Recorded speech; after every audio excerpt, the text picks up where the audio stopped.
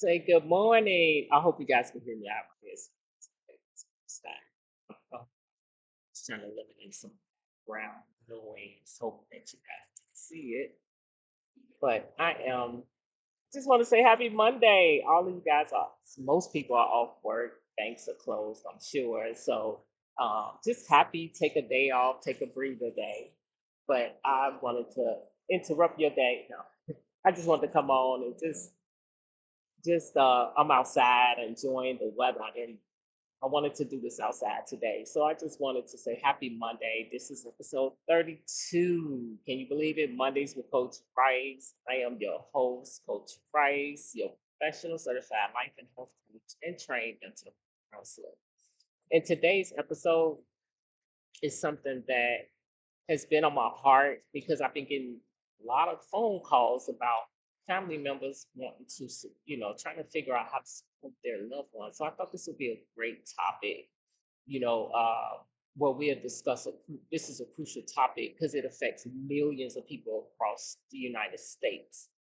And just to be in that field, not only in that field, but also personally dealing with it sometimes.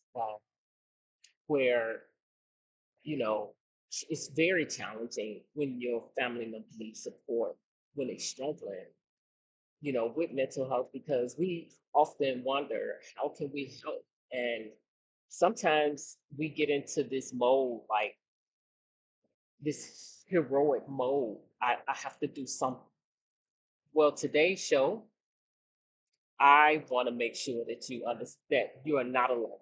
It is very overwhelming and can be overwhelming to the person who's experiencing this, all of the distress in their life, struggling. They just as clueless as you are sometimes. So I just want you to know that you're not alone in this, and that we need to talk about it because it's happening so many times, and people just don't know what to do or how to handle it, and it can be very devastating sometimes, and we don't want it to get to a level where it's super devastating where people just don't know what to do, right?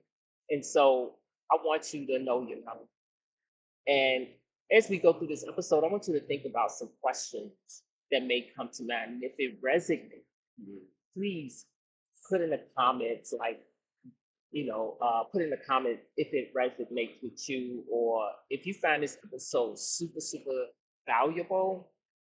I want you to be able to share it with other people, share it with your family members, let them know that, this is something we need to have a table discussion about and not a stigma around. And I'm going to talk about that as well. But I also share, subscribe. Um, if you find this channel helpful, share with other people and let them know that this is just information that I like to give out to help other people, and I like to do it in a very open and honest discussion. So I want you to think about some questions that may pose in your mind, like, do you know the signs of a when your family members are experiencing mental health breakdown? Are you struggling to communicate with them when they are in mental distress? Do you feel burnt out when you're trying to manage your loved ones mentally? And is the stigma of mental health stopping you from your family members coming together and seeking help as a community? These are the things I want you to think of because as I do this discussion, because did you notice that? Do you no, you're not a mental health professional, and that's okay. That's why they have them out here.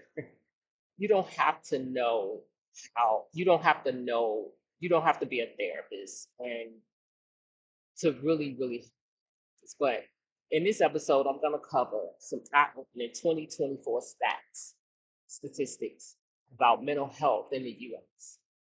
I pulled up from Mental Health America because I wanted some recent. I didn't want 2023. I wanted 2024 statistics because we are in 2024. So I want to highlight some that are a huge issue in the Mental Health of America.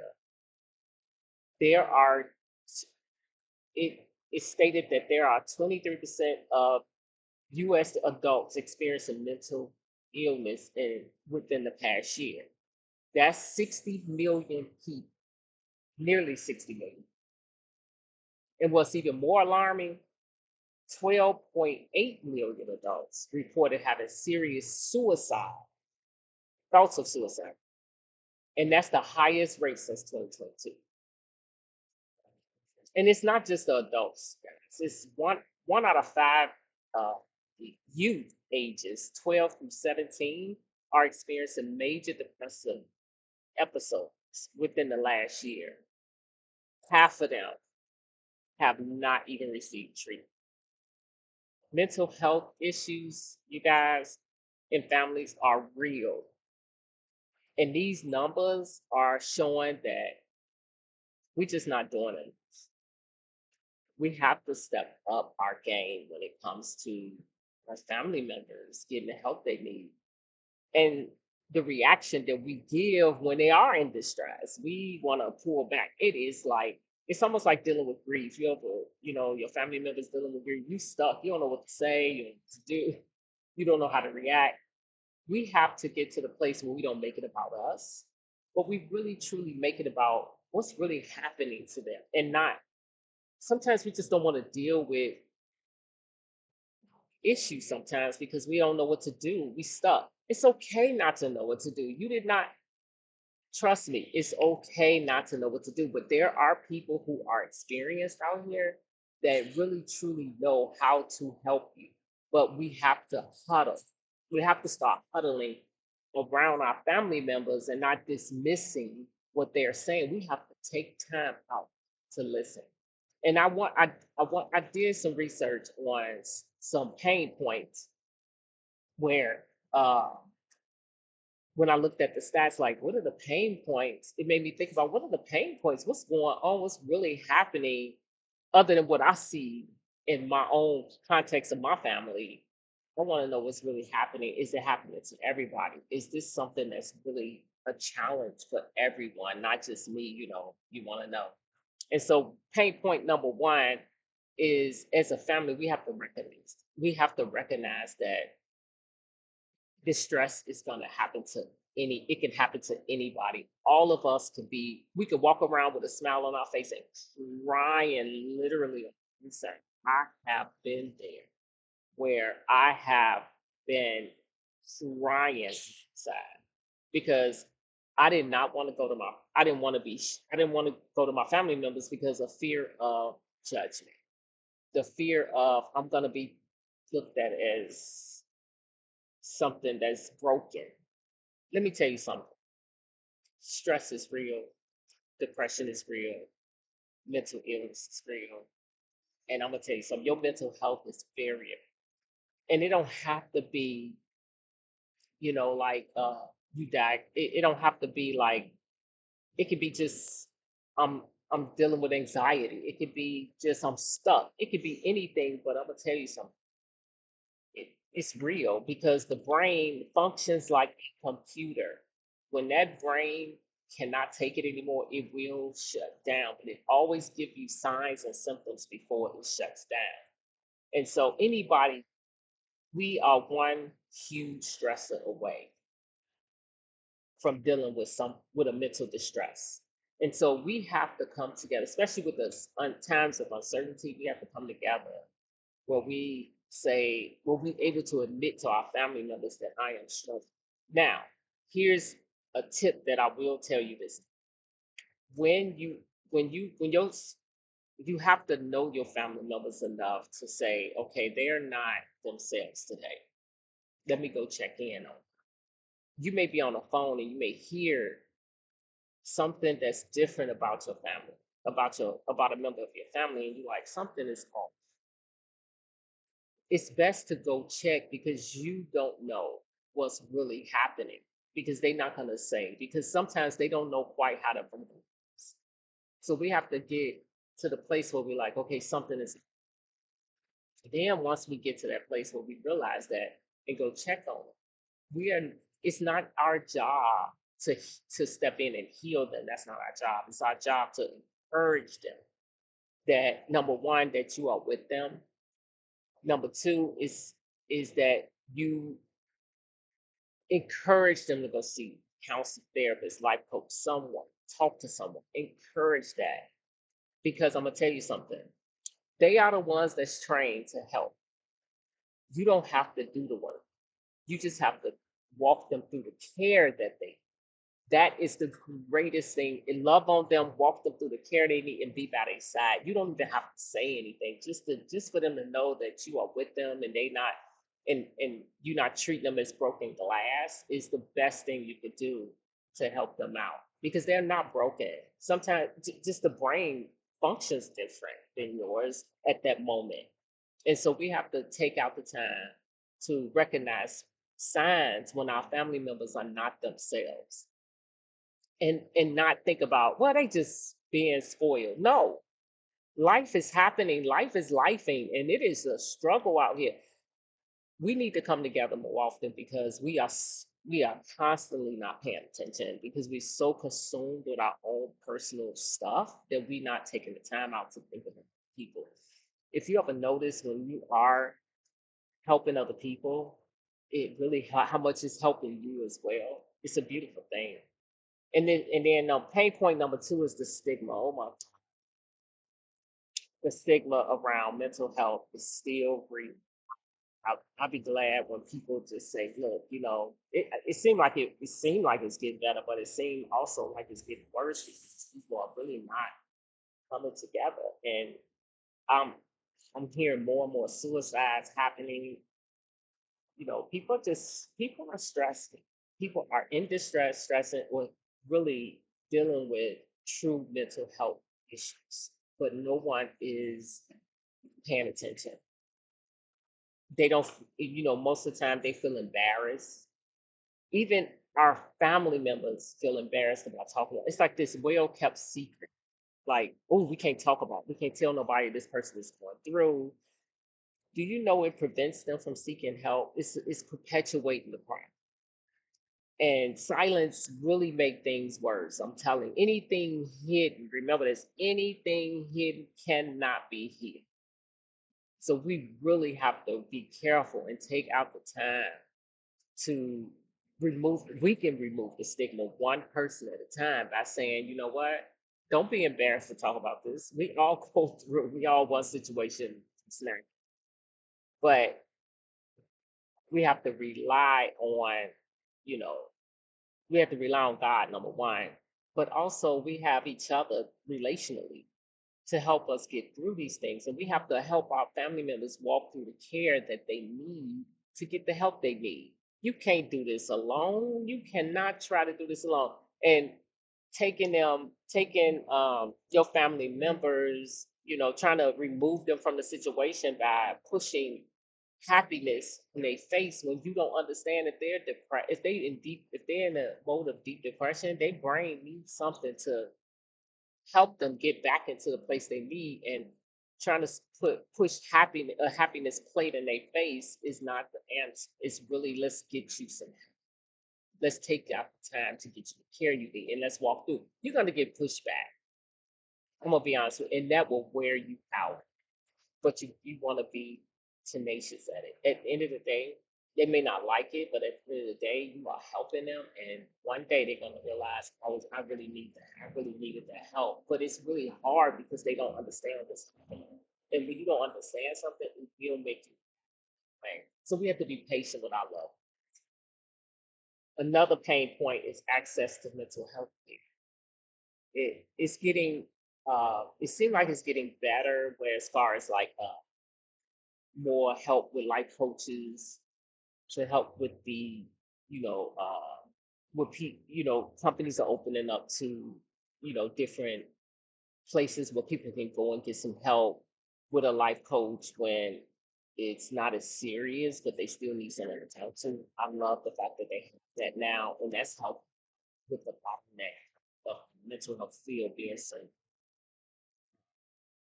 bombarded with so many cases. It is helping in that way. But one of the things that is a struggle as well is the fact that the pulse is keeping people from going to get mental health the way they need to, the cost is extremely expensive. But they do have some people out here that can help you in that area.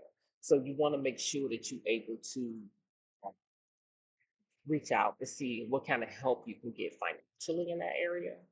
And so, but that's one of the things is to have still mental health care can, you know, divert people from going. Uh, and then pain point number four is the emotional burnout. The people who are caring for their family. Just be patient. This is a crisis. Sometimes they need help through the crisis. It is serious. It is serious. Do you know some people who lose their jobs want to commit suicide because they feel like there's no way out?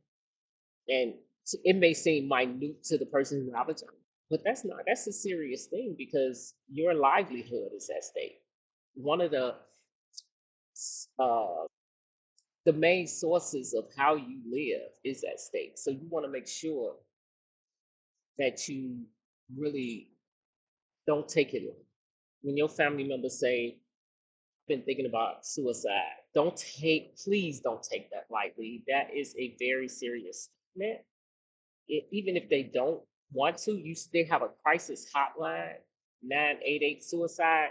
They have a crisis hotline. You could just call them and ask, "What do I do? My family member said this, and I'm concerned." Your concerns need to go to professionals, not Googling, trying to be a mental health care professional. No. And that's what I'm taking. That's why I want to go to the next part. Actionable steps that you could take so that you can help your loved ones go through what they need, what they're going through. And so, solutions. I want to give you some solutions to take into play when you find yourself faced with a loved one that if you call them, they're not themselves, or they talk about, "I'm really not feeling myself today." Have that conversation. Not have Be in a posture of curiosity and not in a posture of a hero because that's not your job. You have one job, and that is to support them in their walk, in their journey. Your job is not to fix it. That's not your job. I think when you get out of that mode of like I have to fix it, it helps. It helps you be alongside. Anybody can support. We can support each other just the way you want to be. Because when you walk in alignment with the support and remove the "I have to fix it," you don't have the pressure. So you don't mind doing it because you don't have pressure. But I would say educate yourself when you are walking them through, but learn the signs and symptoms of mental health condition that they have with the mental health profession. You really learn from a mental health professional on how to cope and deal with what they're dealing with. And they do have like they do have stuff that information out here that you can learn about whatever the symptoms or the signs or whatever they're dealing with. Your family member may be dealing with. Like it could be just if it's anxiety, learn from anxiety and how it plays out in their life because it may show up different and you may miss it. Learn about how depression shows up in your family member's life so you can know how to deal with it when it comes. It's not easy. I'm not saying it's easy, but I promise you, when you really tap into the professionals that can help and support them along the way, it really helps ease it help ease it helps ease their level of safety when they go for care, and it also helps you to learn how to support them in that situation. Create an open space for communication. We get around family members and act like this elephant in the room nobody want to talk about. But we want to, unfortunately, we have to respect our family members when they don't want to talk about it. But at the same time, we can encourage them. Hey, we here, we here for real. Because sometimes, it bothers me when family members say, "Oh, they just crazy." Don't that language alone let you know how you perpetuate the stigma that's out here. And that has to stop. We have to. I know it's hard to see our loved ones struggling. If they're acting like if they're reacting to something in a way that they never usually act, in that if in an unusual way. That's take a pause and say, wait a minute, what's happening? This person don't normally act. Everybody want to be cared for in that way, and everybody want grace in that area. When you are not yourself, everybody needs some grace. Because sometimes we are. I'm gonna be honest with you. I have been in situations where I've not myself, man. But I do go seek it. I do go to a healthcare professional because, and I'm gonna be honest with you, I don't feel comfortable talking to certain people in my family about if I'm struggling because I don't I know how their language is around mental health, and so I go to my therapist because they can help me, and I don't want to put that burden on my family. But at the same time, I don't want to be your conversation at the table talking about me in an unhealthy way either. That's another thing that people struggle with. Am I going to be your table conversation that's bleeding through your gossip or something that you're dealing with where you're not taking care, you care less about me. All I am is your conversation to have. And that's not, I don't want to be that. And I think if I could, I'm sure other people feel the same way where they don't want to be a table conversation. They want we really more than likely are needing that support to walk through the care that we need. Everything. It's nothing more beautiful than to have someone to talk to that really cares about what you're dealing with and not judging and putting you in a seat of judgment because we are not to judge. Judgment, I recently found out through my level of I've been in a place where I've judged a situation before where when but I realized that's God showed me that's not your place. Your place is not to judge because when you judge, you actually touching and agreeing with the devil, which is the accuser of brethren. And so I was what that woke me up and said, no, you don't want to judge certain situations I judge, certain situations I wouldn't, but this time I'm like, no, take a step back because I'm not the judge. God didn't show me that to judge, He showed me that to pray. And so we have to really be careful how we step into someone's zone when they are. We want to make sure that we in a non-judgmental stance because we are not to judge. Like I said, we want situation from distress ourselves, so we have to be careful and seek professional help early if you can. That means that encourage them to go see somebody. Encourage them to that going to see a therapist. I'm gonna be honest with you, going to see a therapist is the most beautiful thing when you find a good one. And because you have someone to talk to that's not gonna give a crap about where it goes, they're not gonna talk about it's confidential. You can word dump, you can dump on them and walk away and you feel like, okay, somebody heard me with that well, you're not a table conversation with your family. But we have to really stop that uh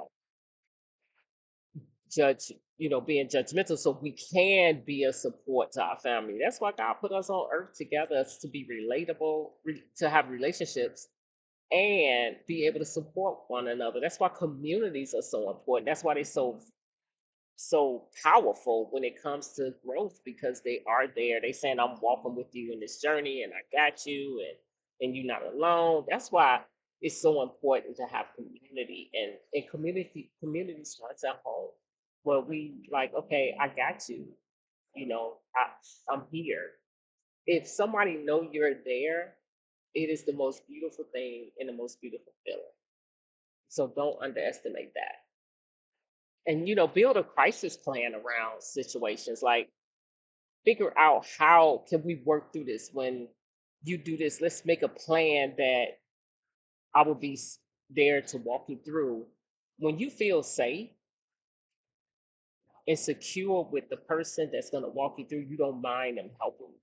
And so but if you got a plan around, I know you're going to have my best interest, that is the best thing in the world. So we want to make sure that we you know uh create a plan around, like, when you're distressed like this, call me and let me know, and let's have a discussion. Some type of plan around that so that what they're dealing with won't escalate to the worst. But having someone to talk to is so important because when you're in distress, you feel so alone. But at the same time, you don't want to be with anybody because you don't want to judge. And it perpetuates isolation. So now we want to make sure that we step into what we need to step into so we won't have to work. So let's really work together as a community and make sure that we take care of ourselves. And taking care of ourselves is important too. If you are a caregiver or if you are helping someone in distress, just when you walk through, learn all you can. Just so you can know how to step into it and how to support them. And that's helping taking care of yourself because you're not taking a load on yourself. You actually just walking them through the process. That's the best thing you can do is help walk them through the process of any type of situation, whether it's stress, anxiety, or schizophrenia, um, any of those things. Just walk them through, help them to know that you're there, help them to understand that they're not broken, help them to understand that you love them. That's the best thing that you can do when you are dealing with any helping them, anytime you support us in your family. So talked about a lot, but I just want to recap and just say no to sick, no to signs, and you get that through a mental health care professional, or you can get it online through the Mental Health of America. They have tools and guidelines on to, but do not diagnose. This is not something that you use. Go Google and say, "Oh, they acting like this. Oh, they must have this." No, it's there. Been they the doctor said what was wrong. The mental health professional said what was wrong, and all you doing is researching what was. It's like when you get your medicine, right? And you have all of these signs, symptoms, and all of this on the paper that they give you when you leave the pharmacies. You want to do the same thing. I was diagnosed with anxiety, so look up anxiety and find out how do I support my loved one when they're struggling with this anxiety? What's causing it? How do I calm them down? And things like, you want to know that. You want to get that from a mental health professional, or certain websites will teach you how to do that. But do not go and try to diagnose them. No, you're not perfect. You don't have that type of training, and it's okay. And again, communication is huge. Safety is huge. Trust is huge in this situation. Can they trust you to make sure they're safe? And that's another one. And stop hiding them like they're broken or something is like like it's a plague. Stop. Step into this and say, let's talk about this as a family. How can we come together as a family? Take the people in your family that you know that love them enough that's gonna. That's what you do. It's gonna help them walk through and not try to fix them or try to make them or minimize what they're dealing with. No, you don't want to do that either. And so let's stop the stigma, one family at a time. Back talking about these situations and not having to be the elephant in the room. So I just wanted to come on and talk to you about that today because I felt this burning in my heart to do so because I see it too much where people are not wanting to talk about what's happening to them, fear of rejection, uh, fear of not knowing what to do, those type of things. And I'm gonna be honest with you, I did not want that to happen. I don't want it to continue to happen. And I hope that this particular discussion have people thinking about mental health in a different way and to support your family members. Like I said, if you feel that this was very helpful, please share the video And I am going to say happy Monday. Let's take care of each other. Let's love on each other and let's support each other in whatever we're dealing with because we are in times of uncertainty where we need to come together and support each other. You see a lot of